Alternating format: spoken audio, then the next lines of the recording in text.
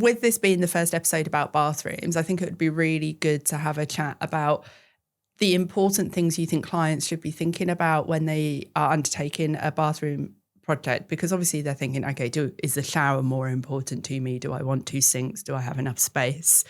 And those kind of really high level thoughts. But what areas do you think people should be considering kind of earlier and kind of getting people in to help them work through the right solution for them?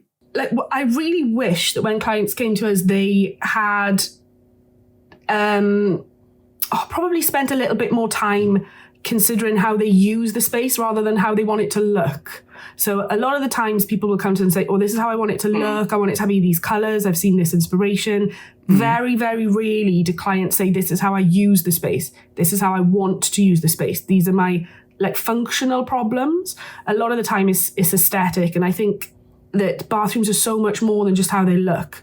I think it would be great if clients came to us with more of an understanding of the problems that they have and how to address the problems from a non-aesthetic perspective. And I think that would be a much better start, because once you start building a bathroom around someone's needs, it always ends up being a much better space for them than if you just build it around how they want it to look. And I think they're two very different things that we have to work with both aspects, but oftentimes clients are just interested in how it looks, and that's hard. That's hard for us because we really want to know how they use it, how their family uses it, who's the primary user. And, sometimes you need to delve a little bit deeper than just how they want it to look and how much they want to spend.